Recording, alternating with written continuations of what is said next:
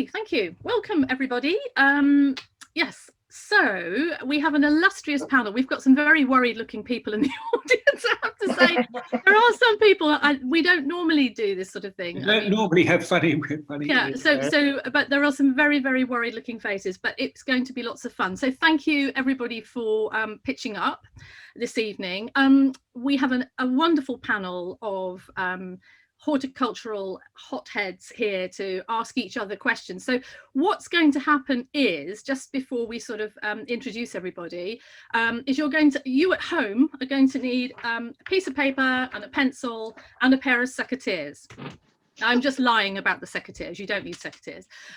So you need a piece of paper and a pencil, and each of our panelists is going to ask 4 questions in turn, and you're going to answer the questions at home, hopefully, and also the rest of the panel are going to answer the questions. Once the panelists have asked their questions, they're going to give the answers almost immediately, so you don't have to wait till the very end for all the answers, and we will go around in turn. So you don't have to type answers into the chat box or anything like that. You're allowed to put heckling notes into the chat box or anything like that. Just keep it clean. It is Easter, and really just to have lots of fun and enjoy yourselves. However, before we, Noel, did you want to say something? Annie, we have a health and safety issue. Yes, I know. Remember those cursed South Carolina alligators? Yes. Well, Wendy swum across the Atlantic. Wendy Hilty, who is our frequent flyer in South Carolina, is actually wearing, that's a real headdress, isn't it, Wendy? It's not. Oh, it's a virtual one. Okay. Wendy has alligators in her garden, literally. And so she said she was going to be wearing an appropriate headdress. So Wendy, you have won the star prize, which will be a pair of first-class tickets from South Carolina, from Charleston to Heathrow, in about 4 years' time. Okay, so you'll be coming over as guests of Garden Masterclass, and you'll be staying with James Alexander-Sinclair. So he's quite a good cook, but he's not as good as Mark Diacono. Anyway, so before we get on to introducing our wonderful panel, this evening is about fun. It is about a bit of silliness, and it is about hopefully learning something, but it's also got a slightly serious note, and that is that we'd like everybody to please make a donation to Perennial, which is a very important charity here in the UK, because I know we've got lots of people watching from abroad, and Perennial is the only charity that helps the horticultural sector. So we've got Peter Newman, who is the CE of Perennial, and he's just going to say a few words about Perennial, because that's our nominated charity for tonight. And in the chat box, the wonderful James Burns will put the link. Thank you, James. We'll put the link to donate to Hort Aid for Perennial, and it's also on our website. So Peter, would you just like to tell everybody about Perennial and what you do, please? Yes, indeed. Thank you very much indeed, Annie, and to you and Noel for having us as the charity for tonight. It's absolutely brilliant for us for a number of reasons. Firstly, obviously, it'd be great to get the donations that are given today, but it's also fantastic for us to be able to just make a few more people aware of the fact that the horticulture sector has a benevolent charity, which is Perennial, which exists to look after people in horticulture who, for one reason or another, get into difficulties, have problems that they find difficult to handle. And obviously, as we go through COVID this last year, has been a very hard year for a lot of people around the world, a lot of people in the UK, and a lot of people in the horticulture sector. And we've seen a 25% increase in 2020 of the number of people that we had to help.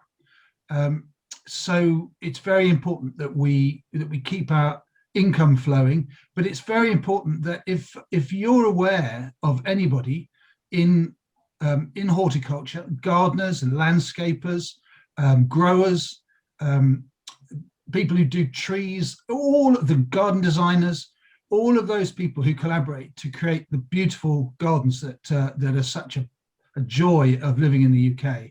If you know anybody who is experiencing difficulty at the moment because of COVID or not, who are struggling for whatever reason, if they work in horticulture, then do encourage them to give us a ring. It's very easy to find a number. I won't tell you it now, but you can just go for Perennial.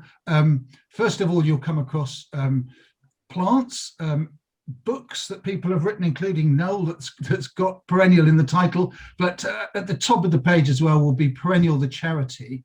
And it's very, very easy for people to get in touch with us. And it's really important that we share the word, that we pass the word out, and everybody listening to this or participating in this webinar now will know people in horticulture, and you may know somebody who could do with some help.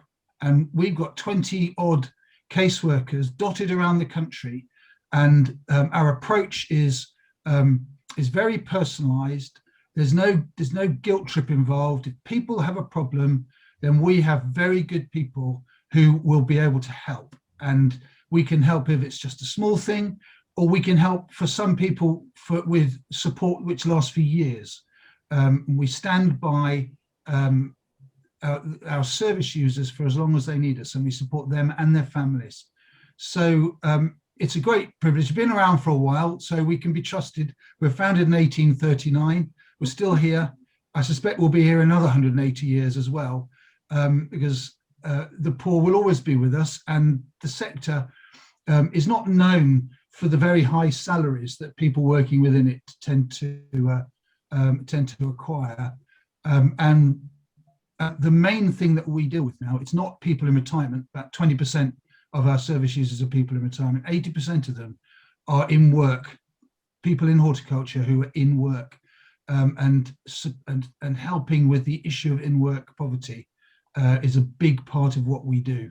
So thank you very much indeed for having us here. Thank you to the panel, absolutely glittering panel. It's amazing. I can't wait to hear what they've all got to say. And thank you especially to all those out there who have joined, who may give us a donation and may find us somebody who needs our help in the future. So we're very grateful to Annie and Nell.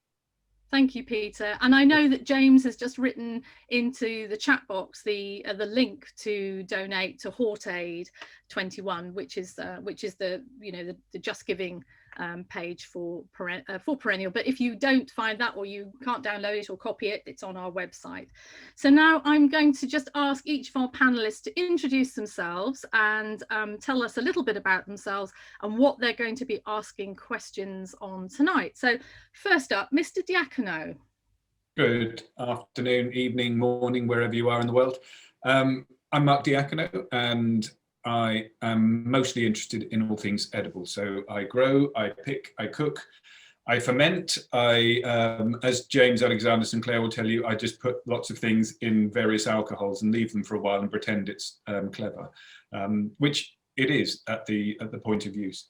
I'm going to give you 4 questions tonight that are to do with all things edible, so that you can grow. So there might be something in there about fruit or herbs or vegetables. We'll have to wait and see. And also, Mr. Diacono is being very modest because he does have a lot of extremely wonderful books. A lot of them are award-winning books, I understand. And Mark's also going to be doing a webinar for us in about a month's time. And there is, in fact, an offer with the webinar on his latest book on herbs. So I'm just doing the PR for you there, Mark, and I'd thank you very much, Annie. The sales. Lovely, thank you. Advolly. Hello, my name's Advolly Richmond, and I'm a garden, landscape and social historian. I'm also a Gardener's World presenter and BBC Gardener's Question Time presenter. And I'm going to be asking 4 questions on garden history. Fantastic. Thank you, Advolly.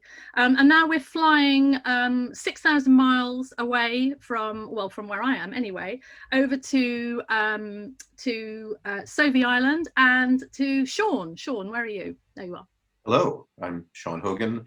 I have a nursery and a design business and do a little bit of writing and really enjoy doing new plant introduction in Portland, or very close by, upper left coast, North America, and I'm told that I might have to be closed captioned because of my funny accent. So if I need to repeat or speak very slowly, just let me know. We will Thank do. you. We will do. Thank you, Sean. And Mr. Flint. Evening. I'm Edward Flint. I'm just an ordinary four-log tugging gardener working in service in a private garden in Sussex, and I'm just sort of general dog's body, really. Literally everything from flower arranging for the house to growing peas to woodland gardening to servicing mowers to unblocking drains, all that sort of stuff. It's about what I do. I do a bit of teaching as well at Dixter. And yeah, I haven't published anything or done anything of note, really. So that's not true, Ed. You write the most fantastic Instagram. I'm sure a lot of people here tonight follow Ed on Rother Amblings.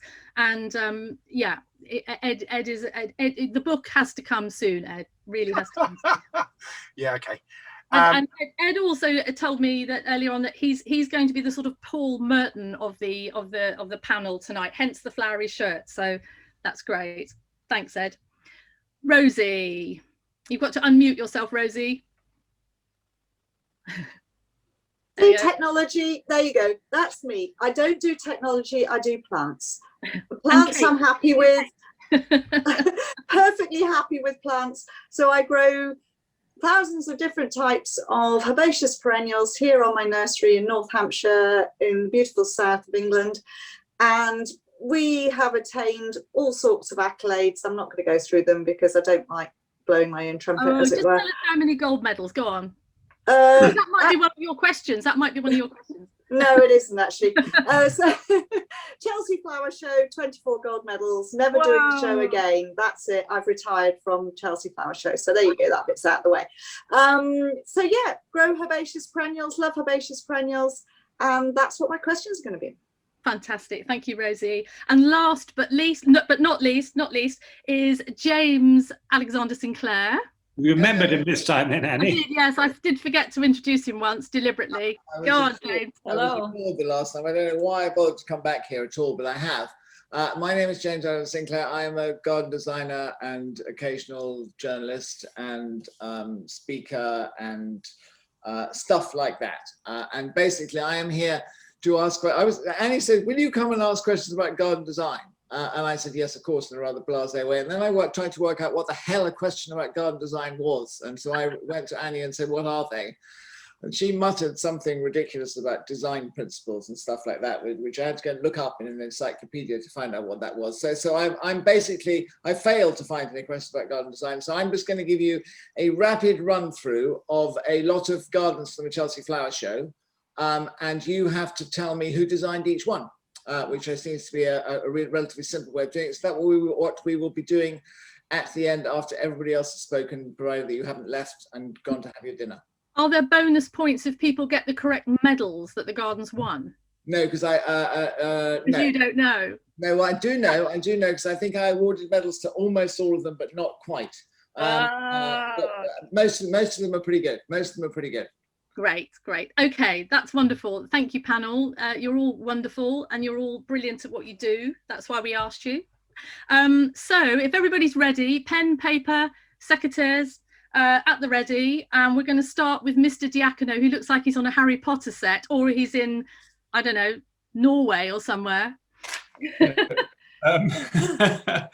Well, I'm going to share my screen with you so that you can have a slight clue here. Can you tell me if it's working? Yeah, we can just see. Yeah, that's it. But perfect. Yeah, you got me.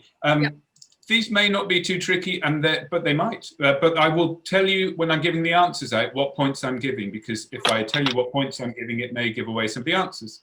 Mm-hmm. So I would like you to tell me what fruit this is, please. I'd like you to tell me what fruit that is. Do we shout answers at this point? No, you're not. Terrible man. Listen, do you? Right. You write them down and keep it quiet. No, you might have to mute Mr. Middle of the Country. You write them down nicely in one of those pen and ink things you have there, James. Got it. And I'd also like to know not only what fruit that is, please, but I'd like to know of what is it across. Oh, tricky. Tricky. Or is it? We'll see. We'll soon find out. Mhm. I will let you know at the end what It's a berry. Not a Mary berry. No, just a berry. Okay. Are you happy? Yeah. So you're going to give the answers all at the end of your set, aren't you? I'm going to give the answer all at the end. They're 4 quite quick questions, Okay. and I will give the answers all at the end for fear of technologically giving you the answers when I shouldn't. Okay. Now I'm trying to move along, and it doesn't. Ah, yes, here we are. Ooh. I'm going to give you some clues, and I want you to tell me what I am. Oh, I'm originally from the mountains of Central Africa. Oh, sorry, America. you're a llama. Originally from the mountains of Central America. Oh, it was. You can tell from the background. Right. Yeah. Yeah. I am widely grown as a red-flowered ornamental Oh, I know what you are. in the USA. In Greece, I am often white-flowered and a much valued vegetable. You can buy me as a variety called Polestar, should you be so wise. What am I? What am I?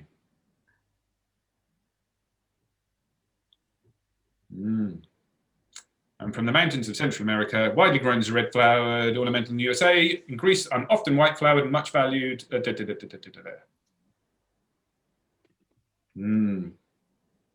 Happy? Happy. Very happy. Hilariously happy. Right. Next question. If I can get it to do such a thing. Which of these is not an apple? Which of these is not an apple? Oh, I thought you meant we had to choose which one of those is not an apple. That would be good. The upper left. The one just The one that's very bruised. yeah, the one beneath the one in the middle. Which of these is not a variety of apple? Slack McGirdle, Golden Knob. Said keep it clean. These It are is clean. these are all varieties of apple, barring one. The striped beefing, Lane's Prince Albert, Toka's Incomparable, Poacher's Splendid, Knobbed Russet. And is Which there of the, is only one of those not an apple? only one of those is not a variety of apple. Okay. Oh well. Only one of those is not. Which could it be? Which could it be? Ooh. Don't blame me, blame the plants people. Okay, you have a slight visual clue for the last question. There you go. Mistratica fragrans is an evergreen tree indigenous to Indonesia. What of edible delight does it produce? What of edible delight does it produce? No Googling, no iPhoning, no cheeky referencing to books. And James, put your hands up. Hands should be visible. That's it. That's it. there you go. Wow, tricky. That's it. There are no more clues than that. Tricky. No more Mr. No, literally none. Hang on, I've given you the Latin. I've told you where it comes from. I've told you it's evergreen, and I've given you a picture. What do you want? The answer? I think that's probably the only one that I can actually guess right. Wow. Possibly. Okay. Wow. There you go. That dead bat hanging in it. That's not like it, wasn't it? No, I think Oh, the third clue was and is poisonous to bats. Oh, I should that have makes said. it obvious then, doesn't it? It does rather. Does it? Are you all happy if I was to You can finish with go, the answers? Right, that's lovely. you can yeah, go- go for it. Go for the answers? Yeah. Okay, here we go. What fruit is this? It is the boysenberry. Yes, I got For that. 1 point, no, for 2 points, you get boysenberry, okay? The 2 hairy points, you get member. boysenberry. Of what is it across? You get 1 point for raspberry. You get 1 point for blackberry. And then it's got One Logan. point Oh, it's got dewberry. dewberry. Dewberry. Blimey. Yeah. And 1 And point for Loganberry. Yeah. berry. Gosh, that's It's complex. all that is. Are you making this up, Mark? No. You wouldn't know if I was, Annie. And if I was, I could always say it's April the 1st. I should have said potato, banana, lace. We grow Marionberry here in the Willamette Valley. And So which- interestingly, when people come from the east, they confuse it with a corrupt former mayor of Washington, D.C. His name was Marion Barry, and it's led to some interesting conversation. Easily done. Easily done. So did any of our panel get that? No. I got boysenberry, yes. Oh, well done, Rosie. You're so Oh, well clever. And I got the the crusty. raspberry, blackberry, and the loganberry, but I didn't get the dewberry. Oh, right. God, you're You brilliant. get much kudos, Rosie. Only Right, 2 points. much- That's only because I've got a friend who's a fruit grower. Oh. It doesn't matter. There's And always and she sat next to you. Yeah, I wish. She'll kill me. Which for of this these is one, not a 'cause she's variety an of apple? Oh. This the Poacher's Splendid. It's not a variety of apple. Yeah, so what is it a variety of then? It's a variety of made-up name that wasn't too rude. Sounds Okay. like a good country name. No, I Good didn't get that name. one. Is Slack Quite My right. Girdle really an apple?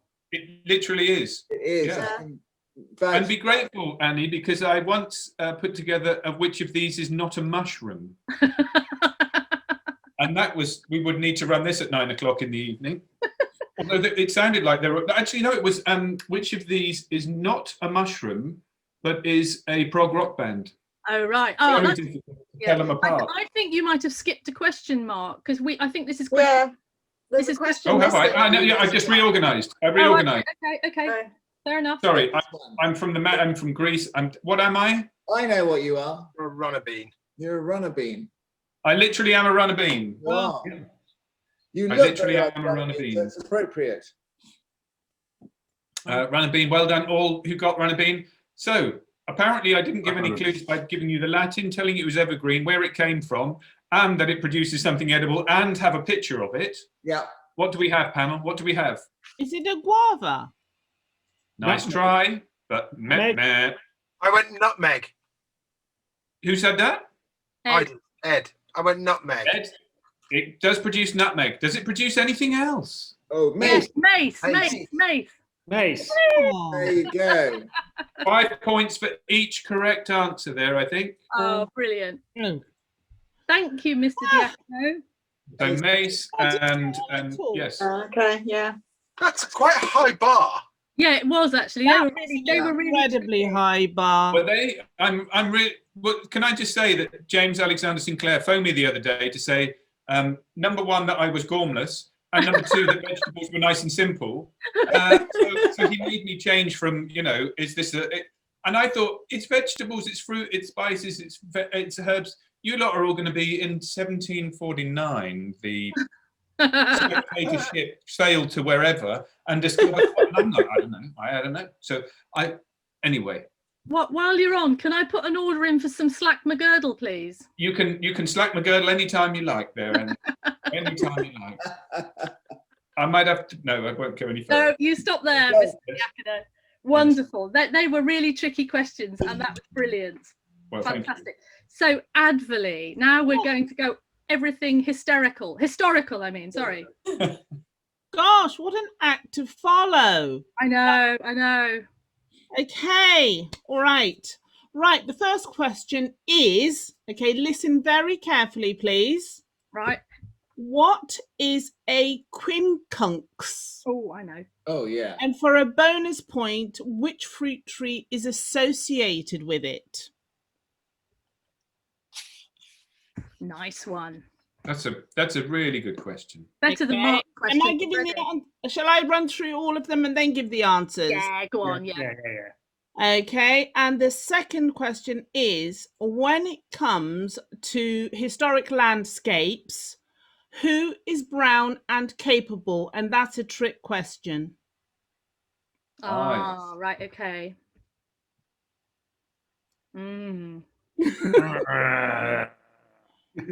Next question. Nice. Which florist's flower has the opportunity to take a bow? I like these questions. I like the form of these questions. It's very good. Don't know the answers to any of them. Though. No, I don't know the No. answers. I'm completely No. flummoxed. That's it. Just repeat that question again, Advolly. Which florist's flower? Which florist's flower has the opportunity to take a bow? Ooh. Florist's flower. Ricky. Oh, what a clever. Okay. Clever. Oh, Mr. Oh, light bulb moment going on. Oh, no, The rabbit in the flowery shirt's got it. He's in the headlights. That's why. And the last question is, which V for victory is said to be the 17th, 18th century landscape architect André Le Notre's first garden?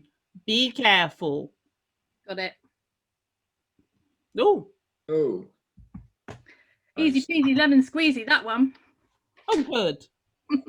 I have an answer to the first question. It may not be the answer, but I have an answer. Best we can hope for, Does really. it make sense? Shall I tell you the answer? Go on, give it a go, Mr. Diacono. We've got to wait for number 4. We had 4. We've had How four. Four. Yeah, Right. come on, James. Keep up. Keep Oh, up. Give us a message, someone. Sorry. So, okay, you right. So, does anybody have an answer for the first question? What is a quincunx and what fruit tree is associated with it? Can I answer the first bit of this, Mark, and you answer the second bit? I've only got the first bit. Oh, go on then. You answer it then. It's a word that I once won a game of Scrabble from a losing position on. Blimey. I did. I did. It's the only thing I'm good at in the world is Scrabble. I love Scrabble. Yeah, but that's a very good question, and I'm ashamed to say I've got no idea about the answer. No, to the second I know, one. I know. Okay, all right. Annie's the only one that's sort of saying, I know. And So okay. it's a formation of 5. So 1, 2, 3, 4, and 5. And generally planted. Trees might be planted in. Parterres. Yeah. Yes. Yeah. The Nice. dice. And for a bonus point, what fruit tree is it normally associated with? I'm guessing quince because Got to be quince. I was guessing See, I medlar. was going to think quince, but maybe that's just the name. Yeah, go Right. I on. wonder if it's something that you So- needs good pollination. Pear? Yeah. Right. So Annie was right. It's an arrangement of trees by 5s. So 1, 2, 3, 4, 5, one in the middle. And it's a feature from the 16th, 17th century English garden. And it's usually found in orchards, apple orchards, in order to, and basically it maximizes the amount of light and air that each plant gets. Nice. It probably also helps with pollination. Yes, yeah. And they've got a lot of reduces the space compared to if you've got normal rows because they're offset. So And I think the last one I saw was at Stocktonbury Gardens down in Herefordshire. They've got right. another lovely fabulous question. one. Lovely So, question. so it's an apple that you're saying. Apple. Oh, I got that bit right. Apple. Yeah. Okay. Got the first bit right. Okay, ready for the next question or Yeah. answer? Right, when it comes to historic landscapes, who is brown and capable? And you're saying it's not the obvious. Well, you can actually have 2 answers, can't you? Do You you tell us. want his real name or I something think else? I've got one. Hmm. Have a go. Well, from what you said, Yeah. from it's obviously not capability brown. So it's not. So you're going to have to tell us, I think. Or is it? Or is it? Is it his other name? Is it Lancelot? It's very, very silly. I couldn't resist it. It's you. What is Yeah. it? The answer is actually Advolly Richmond. Very nice. Fantastic. Trick question. Okay, that's You're a very- allowed a trick question. Sorry, I couldn't Splendid. resist it. I couldn't resist it. Anyway, florist flowers. Which one is it? Noel got all excited. Auricular. Correct. And can you Oh. give me out of the 9 florist flowers, can you give me another 3? Gosh. Ranunculus, Yeah, Dianthus, Tulip, I haven't got that one. Tulip, yes. Polyanthus. Yes. Is that what you said? Polyanthus. Yeah. Okay, Yeah. well done. Thank you. And the Thank last you, one Evelyn. was an easy one. I've got it. Anybody apart from Annie? No. Vote. I've got nice ears on. Go on, she's got nice ears. Let her answer it. Makes her What feel did better. Ed say? Vote. Correct. Yeah. Annie, you were going to say Vaux le Vicomte. Vaux le Vicomte. And for Yes. can we say for who owned Vaux le Vicomte for an extra question, for an extra Is that mark for me or for the panel? for the panel? Oh, I know. Go on, then. You are the panel, Advolly. Well, in 1661, Nicolas Fouquet was the finance minister of Louis XIV, and he got André Le Notre in to do his gorgeous, gorgeous gardens. Silly sausage, he invited Louis XIV to have a look at his wonderful gardens. A big party. He was promptly thrown into jail for the rest of his life for misappropriating state funds. For spending on said garden. Yes, and so he took André Le Notre back to his father's hunting lodge and say, do the same for me. And we got Versailles. So there was about 5 years difference. And that is it. Wonderful, Thank you Advolly. very much. That was marvellous. Lovely, lovely. So now we go to Sovey Island, to Sister's Nursery, and to Sean. Hogan. Let's see a little bit about woody plants here. Oh, One that I've been fascinated with for a long time. What tree originally planted or thought to be planted by Plato still exists in at least one form? Ooh. It's a good question. The second is the North American city Hollywood, where so many movies are made. What plant was that city named for? And it is also not quite the obvious. Another would be, probably most of you would know this, what tree, once collected by a rather famous collector, was indeed not a magnolia? And 4, this might overlap with the veg just a little bit, but what are the 4 steps of growing your own veggies? So the first, I am in love with olive trees, and they are believed to be 2,400 years old, planted at what was the academy built by Plato. Unfortunately, I read it was hit by a bus, the way we all might go, in about 1975. So there's a cutting now growing in its place and a hunk of firewood in a museum. But it was a good run. So That's a good run. Yeah. That's a good run. So did any of you know the Hollywood? Well, yeah, and you said it wasn't the obvious. It's obviously not an ilex then. Right. Hollywood. cedar. It's California, isn't it? What is it? Yeah. A redwood's the obvious. Western redwood. Umbellularia? No. No. All right. Are we literally stumping? Yeah. Hang Hang on. James has woken up. James has woken All right. up. Watch out. Stretch the jeopardy a bit longer. But I can't. Any time for your bingo. You? Taxus? Looks like holly a bit. Looks like holly. Osmanthus? Hey. Home. Home oak. Home oak. No. Are we ready? Yeah. Go on then. To reveal all. Give her. It is not a common plant I know in the UK, but it's Heteromeles arbutifolia, Oh. or commonly called a toyon, native from southern Oregon to Baja California. Lovely shrub, and those hills are covered with it. And how do you spell? Only about 2 meters tall, bright red berries. How do you spell Wonderful toy? doer. How can you spell that? Toy. Spell Yes, toy. Toyon is the common name. Okay. Nice. Ooh. Very If any much. of our American viewers that we got that. Oh, Jenny did. Well done, Oh, Jenny. yep. Thank you, Jenny. Oh, yeah. All right. Jenny got it. Yeah. Maybe a few people from the West Coast here. So you all are probably on your second cocktail, and I've just barely had coffee. So I'm still on please. tea. It's tea. Annie's ready. Perfect. Where do you got that teacup, Annie? Yeah. Well, Full it's of gin. Put my coffee in the Gin other and room. tonic, really.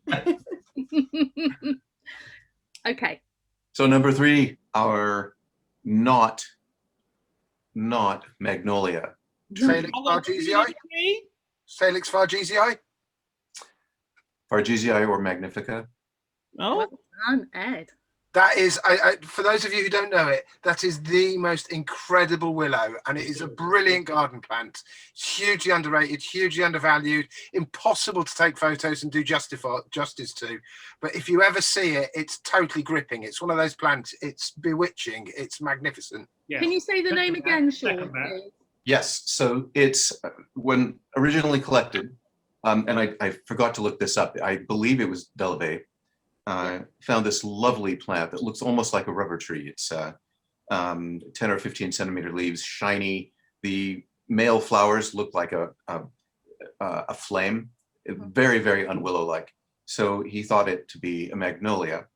And we've all done this, usually in public, made a very large and obvious mistake, but it did not flower like a magnolia. So it turns out to be not Magnolia Delavé, but Salix, either Fargesii or Magnifica. Lovely, lovely plant. It's got the sexiest buds imaginable, the sexiest red buds right through the winter on green stems. It's something else. You quite like it, don't you, Ed? yeah. I don't know whether Sean will bear me out on this, but it's a pig to propagate.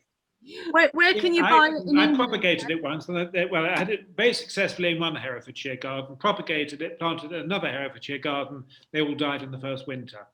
Oh, we get only about 20% cuttings to take, and it's entirely random. Does it layer? I keep wanting to layer mine. Well, Yes, try. it actually will sprout a bit from the base, also if you're Yeah. patient. Looks like it needs it. Yeah.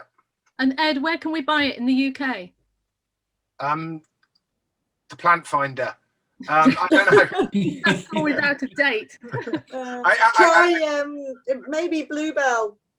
I was going to say Bluebell had it at Bluebell least a couple of was- years ago. yes, yes. I got mine from Dixter, where Christo had a really ropey specimen that grew on the end of the potting shed for years, suffering in the hot and dry at the end of the potting shed there. And I think my plant came from there, and it's so good. So nicking cuttings does count as available. No. I bought it and paid for it Mind you, many moons ago, and it's in my client's garden now, my boss's garden. I don't even have it here. It should be always near.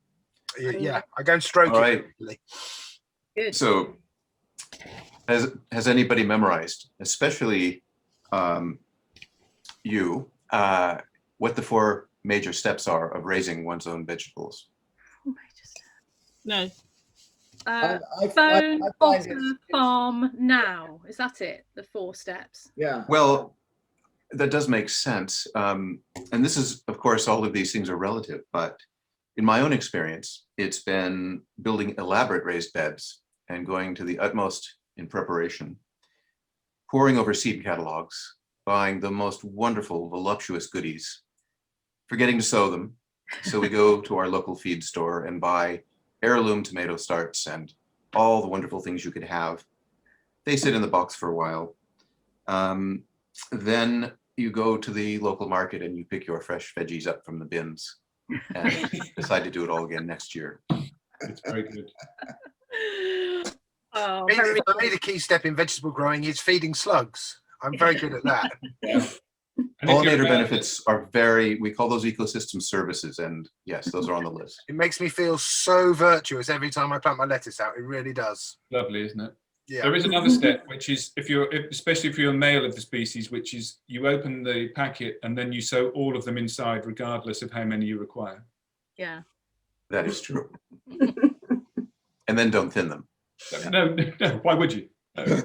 Yeah. because you get 1 tomato out of that 20 centimeter container eventually. Exactly. Yeah. Also, if you train as a vegetable grower and then don't do it ever again, that's a good way of doing it. the one-step way of doing it. I find it's easier just to ring Mark Diacono and then take credit for it. Exactly, exactly. That's what I do. And Jenny Harris is saying, and then compost. Compost the seedlings. Yeah. Brilliant. Yeah, very good. Well, then you get an inadvertent crop the next year because, of course, I forget to turn the compost. Which will always be far better than the ones you direct drilled and it actually wanted. Oh, of course. We have a water treatment plant nearby, and it's supposedly quite advanced. The quaternary product they actually make a beer out of and sell it. And the one thing that makes it through all the processes to come out of this pure water in these gravel fields are tomatoes. It was a great surprise to them. But last summer, there was a sea of tomato in beautiful fruit. And apparently the tomato seeds float. They go through almost every system beautifully. So Wow. something to contemplate. Thank you, Sean. On that rather exciting note, thank you very much. That was fantastic, Sean. Thank you. Really quite tricky questions actually as well. So now we go over to East Sussex to Mr. Flint in the flowery shirt. I forgot to say in my introduction, my category that Annie and Noel gave me was the rather vague horticulture. I'm not quite sure what that meant, so I've interpreted it in my own way. And we're going to start off with a mystery object, because I like a mystery object round. So I have here an object which I'm going to hold up. I don't know whether you can see that. Can you see that? Oh yeah, can you rotate it? Yeah. All right. Now, what would be the proper name of this thing? I don't know. Is that clear? Can you see that, guys? Yeah. It's a beautiful stainless steel. It doesn't have to be stainless steel. This was a very kind gift from somebody. Yeah, and Looks like the cross between a letter opener. It's a shoehorn. Yeah. Shoehorn. I've heard worse guesses. Very tiny feet. But it actually has a proper name. Am I giving the answers afterwards, or yeah, you might as well follow suit. Yeah, I think it's probably okay. So that's first question is, what is this properly known as? The second question that I've got is a rather archaic horticultural question. But what is shoddy? Oh, I know. And there are a couple of answers to that question, a couple of possible answers to that question. And I've got them both, and they're both acceptable. But we'll come to that maybe when I give the answers. That's question 2. Question 3. Mark ought to be excluded from this as a fruit and vegetable expert. Need to sleep. However, I'm laughing at my own billing there, aren't I? Which is always about it. I'm proud to say I'm probably one of the few people I know who's actually done this, more as an experiment than anything else. But what and when would you be pruning something if you were to... Oh, I just told you, what are you doing anyway? Yeah, what and when would you be pruning something if you were to be using a process called brutting? Oh, I know that one. B-R-U-T-T-I-N-G. Brutting. Brutting. It's a marvelous word. Doesn't get you many points, as many points as cream quacks on in a game of Scrabble, but it's a very brutting. good word. Oh, tricky. Brutting. Brutting. And Yeah, it's a great word. It's got nothing to do with beer. Yeah. And I'm not making it up because I checked my answer in this Bible of all such things. Okay. We'll believe you. And my final question, I don't know. I've got several questions, and I was I was waiting to see what other people were doing for their questions before but hedging your bets. Well, yes, pitching my level, so to speak, and finding the depths, plumbing the depths or otherwise. But you know this question, Annie, because you've been it's one of my favorite maxims that I use an awful lot when I'm lecturing. But in terms of practical horticulture and gardening, when's the best time to do a job? When you remember.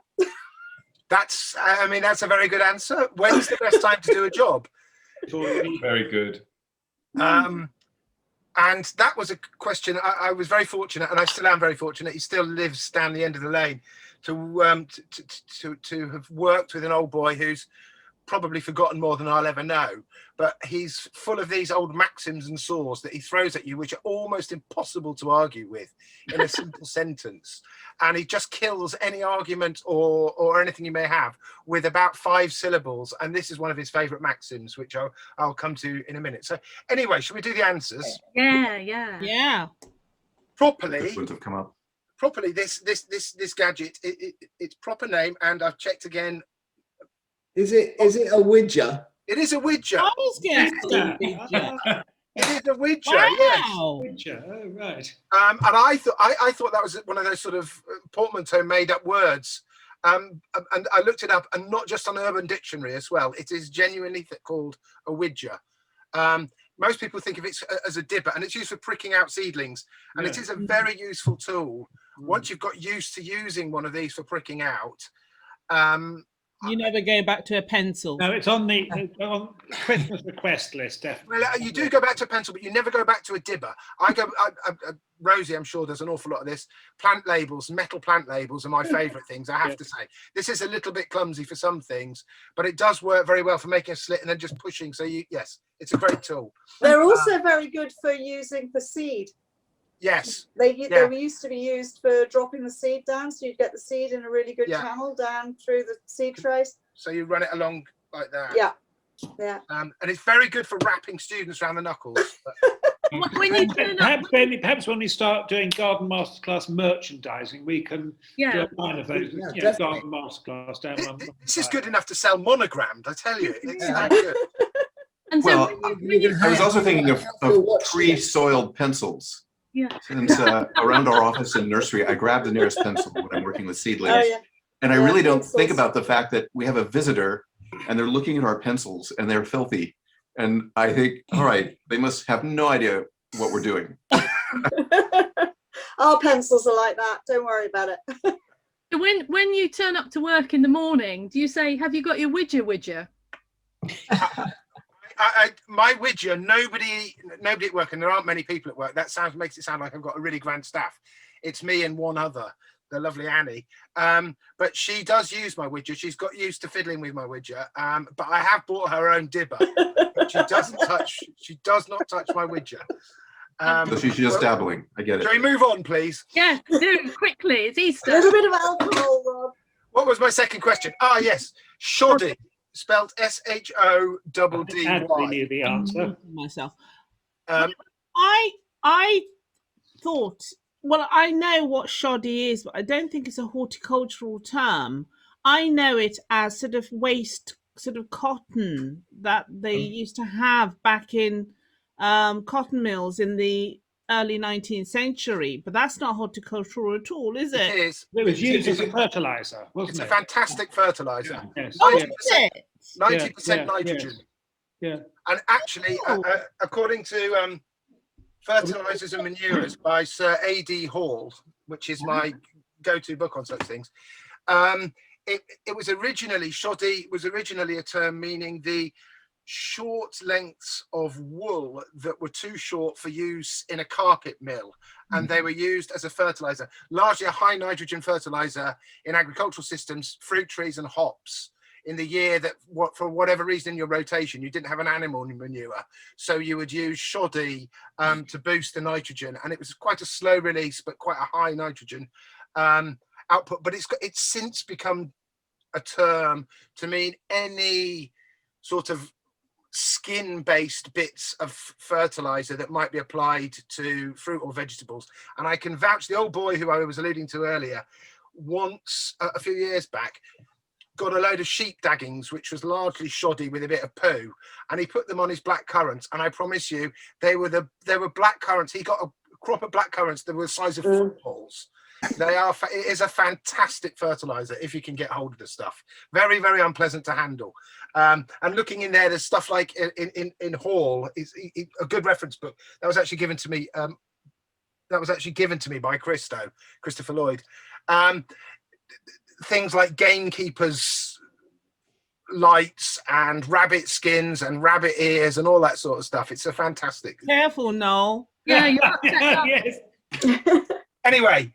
What was my third question? I forgot. It was brutting. Brutting. Yeah. Anybody know what brutting is? Is it Red Deer with a stutter? Mark, go on. Great. Is it not the hazel family, or at least some of them, where it's a kind of summer, and you snap the new growth to kind of encourage them. It's cobnuts and filberts. It's a local thing, Kent and Sussex, cobnuts and filberts, and they tend to produce those really vigorous, what to all intents and purposes they're not water shoots, but light water shoots. And the purpose of it was you don't actually prune them, you snap them roughly by hand and leave the broken shoot dangling on the wood as a way of draining the shrub of energy. And the idea is you're trying to force them to make female flowers rather than male flowers. There's also a form of that that's used on apples, and it's called bretting rather than brutting, and that is whereby you snap down and you weave it around so that you don't get all of the water shoots going up on the apple trees. That's a lovely. Oh, that's lovely. Very nice. Wow, gosh, it's terribly highbrow, this quiz. I thought it was going to be full of lots of, dark stuff. Yeah, I was lots of questions about apple variety. You have such low expectations. Well, we've still got James to come. We've still got James to come. He'll break things down. Number 4. My final offering, which of course there isn't any really wrong answer to, but there is one wrong answer, I think. And if this was QI, the klaxon would be going off left, right, and centre at this point, which is, what is the right time to do a job? Now. Before it needs doing. Yesterday. Tomorrow. Yeah, before the answer that I would give to that is before it needs doing. Yes, definitely. And the answer that most people tend to give is when you see it needs doing. And the answer to that is, of course, that by the time you see it needs doing, it's too bloody late. And you've got silage instead of a lawn, etc. Sorry, I swore then. I do apologise. It was a mild swear word, and I apologise. That's all right. We'll forgive you. We've already said rotting. Yeah, I know. I tried to. Thank you. I was admonished by Sarah Raven the other day on her podcast for saying bum. So you should be. And she said worse than that. Yeah. Yeah. Right.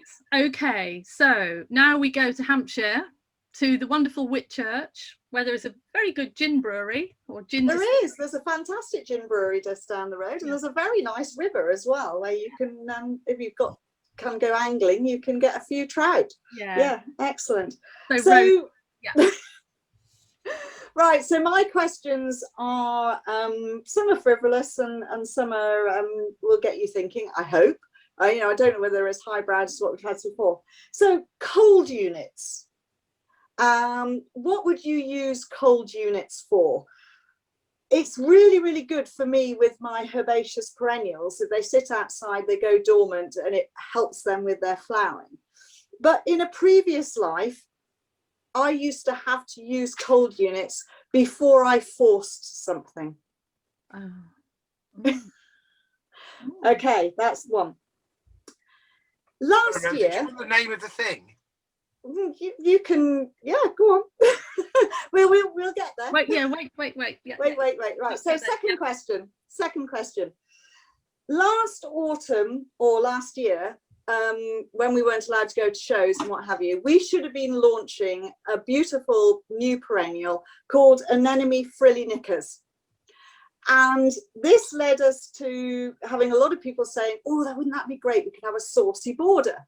So how many different herbaceous plants, let's keep it to herbaceous plants, can you think of that have got saucy names? Ooh. And there are a lot of them out there, I can tell you.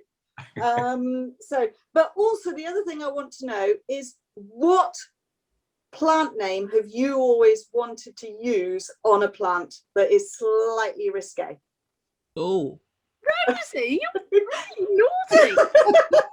You see how well behaved I was, Annie. Yeah, I know. It happens. Oh, crikey, Rosie. Right, okay. This one Annie will know straight away. What is my go-to herbaceous family plant? Oh, go to herbaceous family. Yeah, the family of herbaceous perennials, the one that is what genus that I would go to every single time for anywhere in the garden. Okay, yeah. Yeah, you got that? Yeah. Right. Last one. Little bit of plant history. It doesn't, well, it goes back a little way. So Veronica gentianoides Tissington White is a well-known garden plant here in the UK. It has gone other places. Do you know its history? Do you know why it's called that? Do you know for what family it was called that? And that's my last question. What's the name? It's Veronica gentianoides Tissington White. Right. I think I know that one. I think. You think? Okay. Wow, great questions, Rosie. Okay, so. Right, so the first one, all about cold units. And a lot of people get this the wrong way around. Plants go into dormancy, they get into cold. It is not about the amount of cold that they actually get, it's about the amount that above the cold, and that creates the units that are counted so that they then come on and flower. It is used a lot in shrubs, and it's used a lot in people who take hardwood cuttings. They need to know how much cold units those cuttings have had, so then they know when to bring them on. I don't do that. And when I first studied horticulture, I actually have a 10,000 word thesis on this plant variety. So you're going to read it now, aren't you? No, I'm not. What would you force to come up into leaf and use? Rhubarb. Exactly, rhubarb. And yes, I have written 10,000 words on rhubarb. Wow. And that's Rhubarb, next week. rhubarb. Next Rhubarb, week. rhubarb. You just have to do custard. That's it. That's all there is to it. No, that was for my final thesis when I was at agricultural college. Am I the only one that got that? Surely not. No, I think Mark got that. Oh, thank goodness for that. Yeah. I grew up in a rhubarb triangle.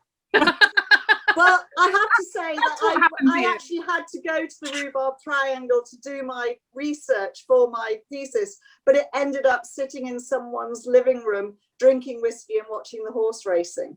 That sounds like the rhubarb triangle. Could somebody please explain to our non-UK listeners what the rhubarb triangle is, please? Go on, Edward, you can. It's an area of West Yorkshire. Yes. Yeah, I think it is West Yorkshire, which is Castleford, Featherstone, Pontefract, something like that.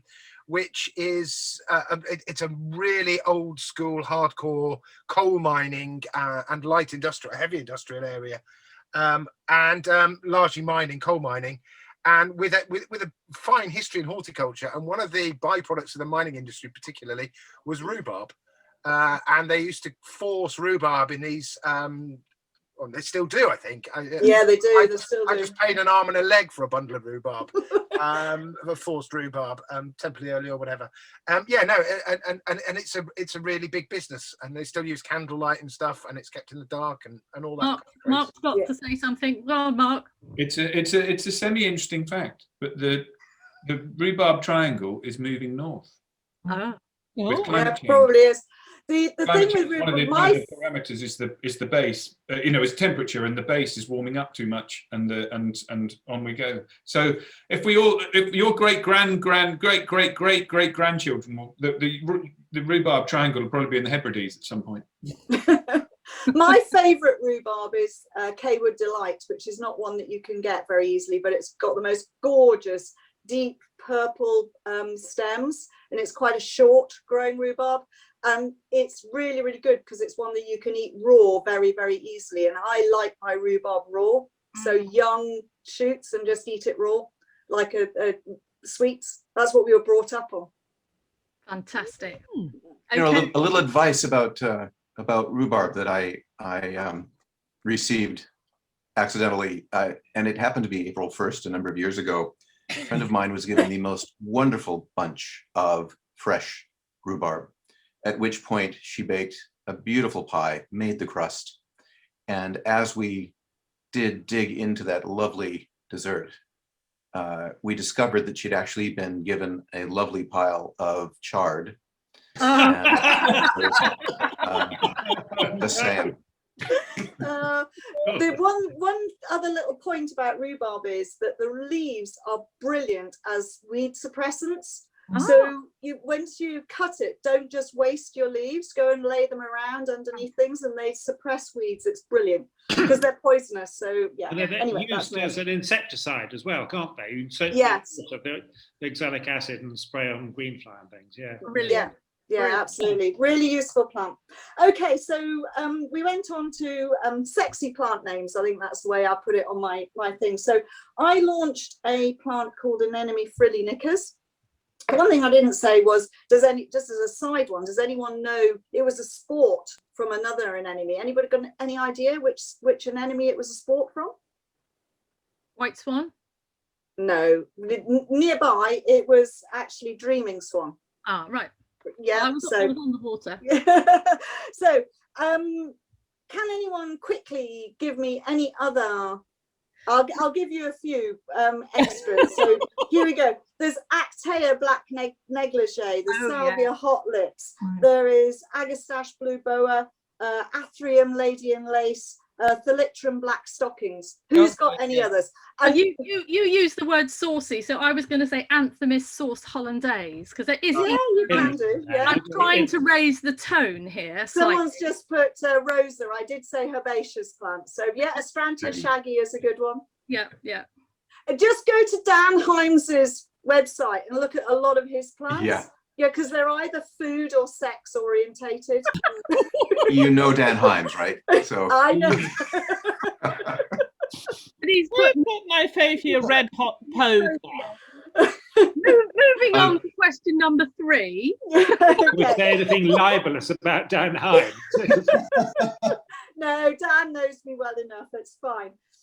Okay, so my go-to plant family. What genus of plant family do I go to as the one plant that I would say, if you've got a problem place in your garden, was this the one you did a whole webinar on for us? The geranium. Annie knows. Geraniums, absolutely. Hardy geraniums. We've got the webinar evidence to prove it. Yes, yeah. Everywhere except for the pond. Everywhere except for the pond. That's exactly right. And I still need somebody to find me one that will go in a pond. That's what someone's got to do. Okay, last question. Veronica gentianoides, Tissington White. Who knows the history of that? Advolly. Go on, Advolly. James. No. I'm volunteering you. You're the one that knows. No, I don't know, but I just suddenly thought to myself, is it linked with Tissington in Derbyshire? It is, yes. Tissington, is it the family there? It's not. It's slightly to do. So we launched it and named it Veronica gentianoides Tissington White in 1992. Right. However, the plant is a lot older than that. I was going to say, Rob's grandfather worked at Tissington Hall in Derbyshire. Yeah. And this plant lined the whole of the driveway right the way up. And it lined right the way up through to the hall. And it isn't there anymore. Well, it is, because we gave them some back. And every single garden, he was a gardener there, and every single garden he had privately, he would have a piece of this Veronica in his garden. And it originally came from Tissington Hall in Derbyshire. So that was that. Half a point for Derbyshire. Yeah, absolutely, in the right place. Did I used to sell that at Washfield? Probably. Was that was an Elizabeth Strangman Washfield plant many moons No.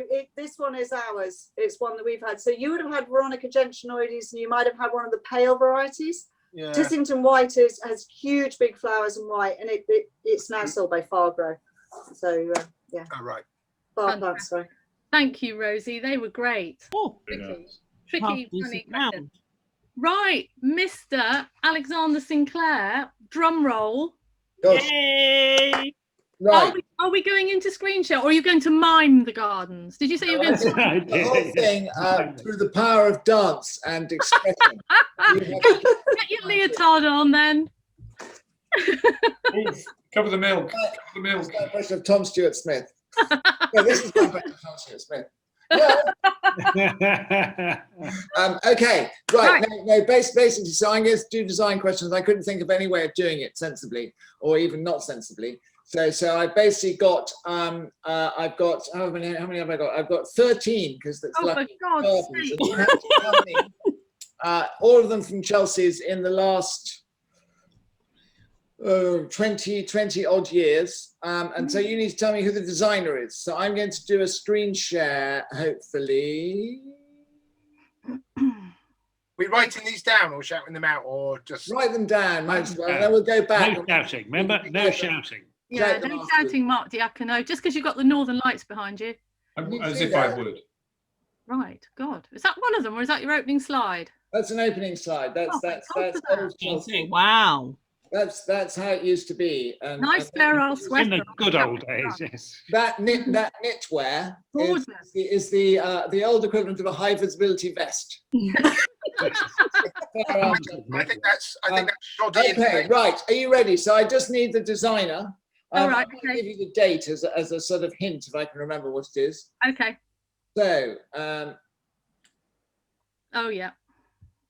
About 2012, I reckon. Yep. Okay, so just the designer's name. Yep. Oh yes. 2007. Yeah, got that one. That one? 2000. I never get outside to see the gardens. I'm inside the blooming marquee all the time. Well, you will now. You will now. We'll have to now. Okay, so you should be able to recognise some of them anyway. Yeah. Right. Oh, I do, but I can't remember the names. Yeah. That one. This is 2007. Let's know that one. That's a very important garden, that one. Oh, I know. Yeah. What's he called? Yeah, that one. This one. Oh, I know that one. Which is 2008, I think. Never get to Chelsea. This one. Oh yes. Yeah. Yep. She might be watching. This one. Oh. Oh, I don't recognise that one. Yeah, I remember that one. Tried to photograph. It's really hard. Oh, I recognise that one. This one. You know who that is? Yeah. That one. Yeah. 2010. Yep. Yeah. That one, I can't remember what date it is, but it was there. And then this one. Ooh, that's a bit tricky. It was lovely, that one. Really nice. Okay. And this one. It's the only medal ever of its sort. And a particular reason why it was. So those are my gardens. And then I put in an extra question. We'll do the extra question afterwards. So we'll go back to the beginning and we'll go through those. So we'll rattle back quickly so you can see where you are. I think I've got some answers. I'm just not quite sure which gardens they attach to. Yeah, that's a good start. Thank you very much. Okay, so number one is Cleve West. Garden is that? Please. Joe Thompson. Other people I know. James Alexander-Sinclair. Yeah, see, you're all over the shop. Tom Stewart Smith. No, shush, Diacono. Somebody sit on. Can we mute him briefly? Yes. Matey from Yorkshire. Okay, so who's give me a sense of It's Cleve. It's Cleve. It's Cleve. It is I said Cleve. Yeah. Who is? Oh, hang on, it's not moving. Here we go. That one. Ulf Nordfeld. Ulf. Cleve. That's Ulf. Absolutely right. It's the Linnaeus Garden. Cleve. Just, Tony Woods. no. Oh.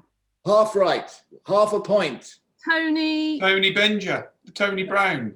Nearly, Mark. Nearly. Tony Green. No. Tony White. Woods. Forget the colours. Oh, Tony Pink. Tony Smith. Smith. I knew it Tony was. Smith. Tony Smith. This was the first of a collection of lavatory paper gardens that he did at every show that year. Basically, it was sponsored by I don't know. Soft. Andrex. Is it Andrex? I know. Of course. Then this one. Andy Sturgeon 2010. This one. Prince Harry. No, no, no, no. Much more important than that. Joe Swift. No, not that. Well, yeah, much Oh, is more. it Sarah Eberly? Yes. Yeah. It's Sarah Eberly's Mars Garden, 2007. I think it was the first time a woman had won Best in Show. I was going to say Meghan Merkel, but she's over your way now. Then TSS. she was just over for coffee. That's Tom Stewart Smith. That's Tom Stewart Smith. That is. You can tell from the tallness of the tree in the middle. That's Tom Stewart Smith, and this one. Joe Thompson. Joe Thompson. That's Joe Thompson and her sexy caravan. Her sexy caravan was one of the most comfortable places. Joe Swift went and slept in there on one day. I think there was Can I tell you a story? A very brief story about that caravan. Is it clean, Mark? It's clean. Something in that caravan. I was serving early morning cocktails for important people from that caravan on that day, and John Hurt came up to me. He said, "What have you got there?" And I said, "I'm just serving some cocktails." And he produced a very large glass from his bag and said, "Fill that up with something pokey." And we had a nice chat for about 20 minutes. But it did. Yeah. It was very good. It's the only time at Chelsea that's had that there's had a notice on a shed that says "Don't come knocking if my vans are rocking." I think this is yours, James. I think you're right. 1999, James Alexander-Sinclair. Yeah. Very nice. Triumph. It was a nightmare to try and photograph that water feature. Absolute nightmare, because you couldn't catch it. Basically, it's ejaculated. That's that water feature at regular times. Okay, who's that? Sarah Price. Sarah Price, 2019. Joe Swift. You're answering all of these, and you're not even on the panel. I am this year. This one. Right. And Steve Bradshaw. What's it called? Mitchell. Chris Mitchell. Yeah, that's right. I'm sorry. I was going to say Bradshaw. This is a really un-American round. I apologise. And this one. That's really hard. That's the sunken garden, isn't it? In the end. I can't remember what date it was, 2014 or I can't remember. It's James and Helen Basson's garden. It was just on the top. It was absolutely gorgeous. Yeah, really, really lovely. And what is special about this? You stole it. You beat me to that, Annie. That's exactly what I was going to say. No. This medal was awarded to James May, and it's made of plasticine because he made his out of plasticine. Nice. Basically, it was a plastic 2009. The less said about that. Okay, so I've got a bonus question. The bonus question is basically, I thought we better put something more sort of about garden design in there. So this is about landforms. And I have 3 landforms, and you have to tell me whose landforms they are. Oh, yeah, okay. Oh, landform 1. Kim Wilkie. What Wilkie? You're not supposed to shout the answers out at this point. Sorry. Oh, okay, it's fine. We got there. So there's only 3, so it's all right. So we can do it. Yeah, that's right. Kim Wilkie, where? It's a hotel just off the M25. No, it's not. Boughton. Advolly, you know where it is. Yeah, Yes, Boughton House. Ed, absolutely right. Boughton. Yeah. And then that one. Oh, Edinburgh, and it's Charles Jenks, and it's Edinburgh Art Gallery. Yeah, it's the Museum of Modern Art in Edinburgh. It's Charles Jenks. And finally, that one. I knew you'd let the side down. That's your buttocks. That's not my buttocks. Cleve's buttocks. It's Cleve's buttocks. I know it was Cleve's buttocks. Cleve's buttocks. There's a dance for us as well. So call that a bummer. So there we are. I knew you'd let the side down. Well, I think it was the last one. I had to put Cleve's bottom in there somewhere because it's traditional. It is. And it amuses people. There we go. I'm trying to stop the sharing now. Where is it? Oh. There we go. We're back. Brilliant. Again. Hooray. Do we have a winner? Well, it's not me. It's not me either. Hey. Probably Annie. What? Annie basically answered all the questions without actually being on the invited panel. She was supposed to. It's like Magnus Magnuson answering all the questions in Mastermind. I was a bit overexcited. It's Easter. I'm having a few days off. Okay, I just want to see if anybody wants to ask the panel any questions. Oh, Crumbs. Gosh. Has anybody? There is apparently a television show in America called Stump the Chump, where you ask specialists about their subject and you try and stump them. So if anybody has a Stump the Chump question We're to quite ask easy to anybody, stump. now's your time. Chump. Stump the Chump. Anyway, that was brilliant. You were all amazing. Yes. Absolutely amazing. And a great idea, Annie. Thank you, Mr. Kingsbury. A lot of fun, and I actually learned a very great deal, which is from at least the people I know in this list, I wasn't expecting. So if ever you do it again, I want Ed to do an entire round about manure. And I'd like Sean to do something about named to politicians, if you would.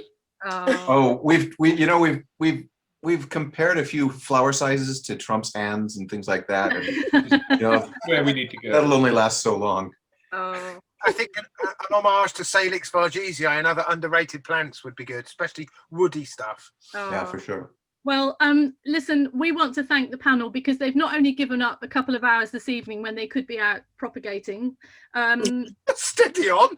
That to be a fine thing.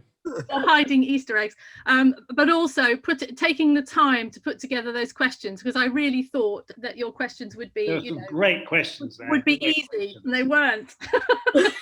You told us to make sure because everybody knew what they were doing, and that I know our audience are very, very learned. Yes, yeah. Which means we have no idea. Yeah. But if everybody who's tuned in tonight, if you could just take 5 minutes to visit the Perennial website and just give even £5, it will make a difference to somebody, because they do amazing work. And it has been the year of all years, hasn't it? So if you had fun tonight, if you just could show your appreciation by doing that, we would be really, really grateful.